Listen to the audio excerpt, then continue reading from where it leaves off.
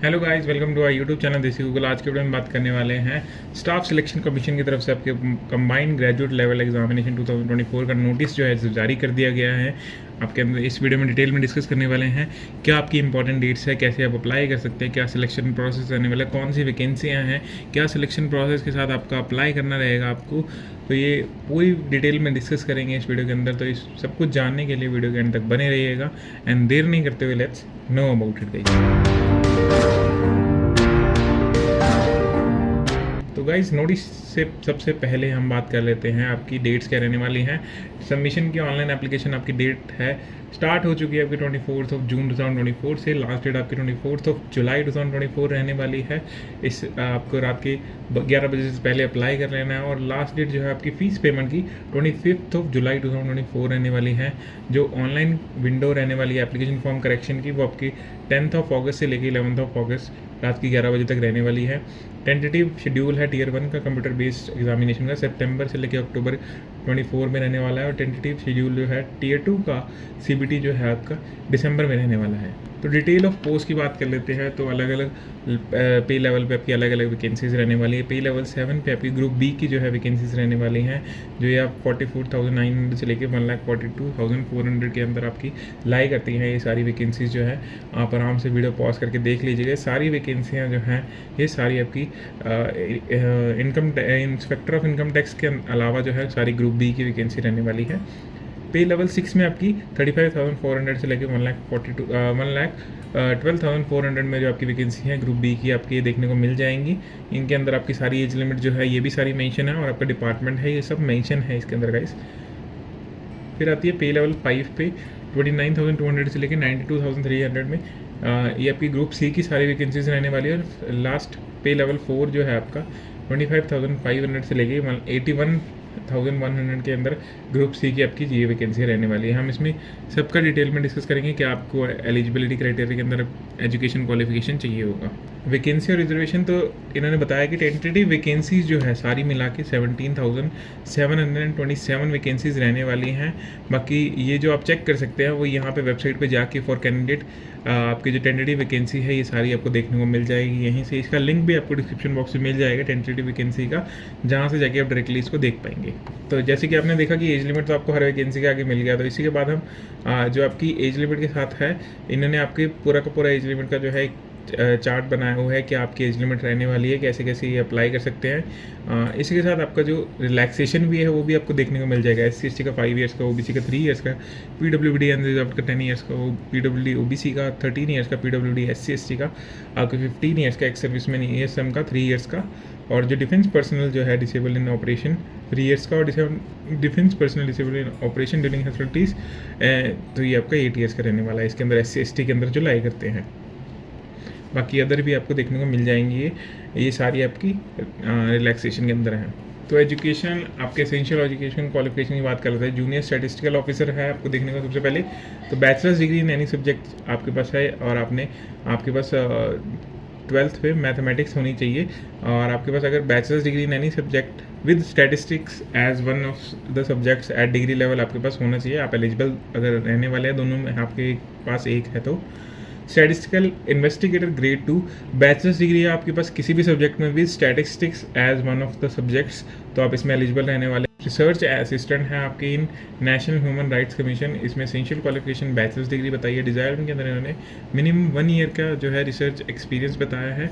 और अगर degree in law और ह्यूमन राइट्स के अंदर आपके पास है तो ये डिजायर्ड के अंदर इन्होंने मांगा है। बाकी जितनी भी पोस्ट है गाइस बैचलर्स डिग्री होनी चाहिए आपके पास या उसके इक्विवेलेंट होना चाहिए, तो आप एलिजिबल रहने वाले हैं। और जो एसेंशियल क्वालिफिकेशन है इन्होंने बताया कि वो आप 1 अगस्त 2024 तक आपके पास होनी चाहिए। अगर आप जब भर रहे हैं तो आप फाइनल ईयर में होने चाहिए, या रिजल्ट का वेट कर रहे हैं तो आपका जो रिजल्ट है वो 1 अगस्त 2024 से पहले आ जाना चाहिए। अगर उसके बाद आ रहा है तो आप एलिजिबल नहीं होंगे। मतलब जब आप फॉर्म भर रहे हैं तो आप अगर रिजल्ट का वेट कर रहे हैं, आपको लगता है कि आपका रिजल्ट जो है 1 अगस्त 2024 से पहले आ जाएगा, तो गाइस आप अप्लाई कर सकते हैं, कोई इशू नहीं है इसमें। तो आपको अप्लाई कैसे करना है? अप्लाई आपको ssc.gov.in की वेबसाइट पे जाके करना है, जिसका डायरेक्ट लिंक आपको डिस्क्रिप्शन बॉक्स में देखने को मिल जाएगा। इसी के आपको अप्लाई में हेल्प करने के लिए एनेक्जर 3 एनेक्जर 4 और एनेक्जर 3A और एनेक्जर 4A जो है आपको as per one time registration के लिए दोनों इसी नोटिफिकेशन के एंड में मिल जाएंगे, जिसका डायरेक्ट डाउनलोड लिंक जो है मैं आपको डिस्क्रिप्शन बॉक्स में अटैच कर दूंगा, जहाँ से आप इस नोटिफिकेशन को डाउनलोड कर सकते हैं। पूरा का पूरा प्रोसेस इसी नोटिफिकेशन में बताया गया है, आप आराम से देख सकते हैं। एप्लीकेशन फ़ी की बात करते हैं तो जो एप्लीकेशन फ़ी है वो 100 रुपीज़ रहने वाली है। वुमेन कैंडिडेट और candidate belonging to SC ST PWBD और एक्स सर्विसमैन, उनके लिए फ़ीस एग्जेम्प्टेड, उन्हें फ़ीस पे करने की ज़रूरत नहीं है। जो फ़ीस पेमेंट है वो भीम UPI नेट बैंकिंग या फिर by using debit card credit card आप इनके थ्रू कर सकते हैं। और ऑनलाइन एप्लीकेशन है, ऑनलाइन फ़ी आपकी पे रहने वाली है। इसके अलावा किसी भी तरीके से आपकी जो है फ़ी आप नहीं पे कर सकते हैं इसके अंदर। सेंटर ऑफ एग्जामिनेशन की बात करते हैं तो सारे के सारे सेंटर्स आपको देखने को मिल जाएंगे। इसमें SSC ने रीजन वाइज सेंटर डिवाइड किए हुए हैं। सेंट्रल रीजन में बिहार और उत्तर प्रदेश के जो रहने वाले हैं, इसी तरह आपको ईस्टर्न रीजन और इसके बाद केरला कर्नाटका रीजन, देन आपको मध्य प्रदेश सब रीजन देखने को मिल जाएगा, नॉर्थ ईस्ट रीजन देखने को मिल जाएगा, नॉर्दर्न रीजन देखने को मिल जाएगा, नॉर्थ वेस्टर्न सब रीजन देखने को मिल जाएगा, सदर्न रीजन और वेस्टर्न रीजन, इन सब में डिवाइड है। वीडियो पॉज करके आराम से अपना जो सेंटर है वो देख सकते हैं। स्कीम ऑफ एग्जामिनेशन की बात करते हैं तो CBT बेस्ड एग्जामिनेशन रहने वाला 2 टियर में, टियर 1 और टियर 2 की बात करते हैं तो स्कीम ऑफ एग्जामिनेशन टियर 1 के अंदर जो है सबसे पहले आपका जनरल इंटेलिजेंस और रीजनिंग 25 क्वेश्चन 50 मार्क्स की, जनरल अवेयरनेस 25 क्वेश्चन 50 मार्क्स की, क्वांटिटेटिव एप्टीट्यूड 25 क्वेश्चन 50 मार्क्स की और इंग्लिश कम्प्रीहेंशन 25 क्वेश्चन 50 मार्क्स की। 1 आवर की ड्यूरेशन रहने वाली है। टियर 1 का आपका क्वेश्चन पेपर जो है वो हिंदी और इंग्लिश दोनों में आपका जो है होगा, एक्सेप्ट जो इंग्लिश कॉम्प्रीहेंशन है उसके अंदर अलावा। और इसमें नेगेटिव मार्किंग जो है 0.5 की रहेगी फॉर ईच रॉन्ग आंसर। और स्कीम ऑफ टियर 2 एग्जामिनेशन की बात करते हैं तो इसमें सबसे पहले टियर 2 के अंदर पेपर 1 रहेगा जो कि सेशन 1 2 आवर्स एंड 15 मिनट्स का रहेगा। सेक्शन 1 के अंदर इसके अंदर आप मॉड्यूल 1 मैथमेटिक्स एबिलिटी और मॉड्यूल 2 के अंदर रीजनिंग एंड जनरल आपकी इंटेलिजेंस रहेगा जो कि 30 मार्क्स के रहेंगे। और इसके अंदर आपके जो पर क्वेश्चन के 3 मार्क्स होंगे, यानी 180 टोटल मार्क्स रहने वाले हैं। टाइम जो है 1 आवर का दिया जाएगा इसके अंदर। सेशन 2 इसके अंदर जो आप बात करते हैं आप इंग्लिश लैंग्वेज और कॉम्प्रीहेंशन, और मॉड्यूल 2 के अंदर जनरल अवेयरनेस 45 मार्क्स का आपका इंग्लिश और 25 मार्क्स की जनरल अवेयरनेस 70 क्वेश्चन के साथ 210 का टोटल आपका सेक्शन 2 रहेगा। सेक्शन 3 के अंदर आपका कंप्यूटर नॉलेज आपका रहने वाला है 20 क्वेश्चन और 60 मार्क्स की। इसमें आपको 15 मिनट जो आपके ईच मॉड्यूल के अंदर रहेंगे। फिर आपका सेशन 2 रहेगा। सेशन 2 के अंदर सेक्शन 3 के अंदर आपको डेटा एंट्री स्पीड टेस्ट रहेगा। 1 डेटा एंट्री टास्क जो है आपको करना रहेगा इसके अंदर, इसके आप में इसको आपको क्वालिफाई करना रहेगा सिर्फ। देन पेपर 2 की बात करते हैं, स्टैटिस्टिक्स का 100 क्वेश्चन का रहेगा, 200 मार्क्स का, 2 आवर्स का ड्यूरेशन जो है। टियर 2 जो है will include conducting paper 1 and paper 2 in separate shift.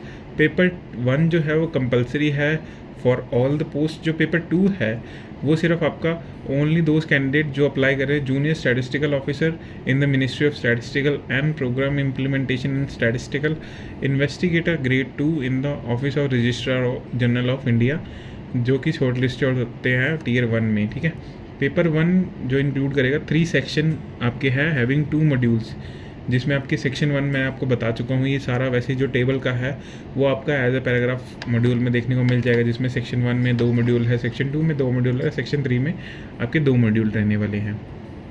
Paper 1 जो है सेम डे में paper 1 will be conducted in 2 session, session 1 and session 2 on the same day.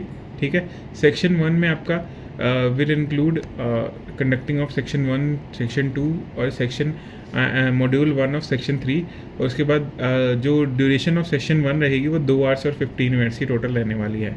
जो सेक्शन 1 होगा वो उसके अंदर आपके 2 मॉड्यूल रहने वाले हैं, मॉड्यूल 1 और मॉड्यूल 2, जो आपको 1 घंटे का पूरा टाइम मिला जाएगा। उसके बाद आपका जो है सक्सेसफुली दूसरा आपका स्टार्ट हो जाएगा सेशन 2 का। ऐसे ही करके पूरा प्रोसेस फॉलो होने वाला है। जो सेशन 3 का है विल हैव 2 मॉड्यूल, जिसमें मॉड्यूल 1 के अंदर कंप्यूटर नॉलेज टेस्ट है और मॉड्यूल 2 के अंदर आपका जो आपका टाइपिंग टेस्ट रहने वाला है जो 15 मिनट्स की ड्यूरेशन का है। जो आपका सेशन 3 का ये सेक्शन 1 होएगा will come to an end. उसके बाद जो है आपके ब्रेक के बाद जो है सेशन 2 का आपका मॉड्यूल 2 होएगा, ये स्टार्ट होएगा। तो जो पेपर 1 के सारे सेशन है वो मैंडेटरी है क्वालिफाई करने का, जिन्होंने मेंशन कर दिया है इसके अंदर। और मॉड्यूल 2 का जो सेशन 3 है डेटा एंट्री टेस्ट है जो वो 15 मिनट्स का रहने वाला है। डेटा एंट्री टेस्ट के अंदर जो आपकी पैसेज रहेगा 2000 वर्ड का, की depression for duration of 15 minutes. Detail instruction रहेगी स्किल टेस्ट की, और इनके रीजनल ऑफिस आपको इनकी वेबसाइट पे देखने को मिल जाएंगे।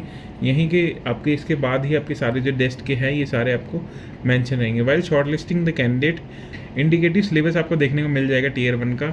जनरल इंटेलिजेंस एंड रीजनिंग बताया गया है इसमें सबसे पहले, फिर जनरल अवेयरनेस, क्वांटिटेटिव एप्टीट्यूड, ये सारा पॉज करके आराम से पढ़ लीजिएगा। English comprehension.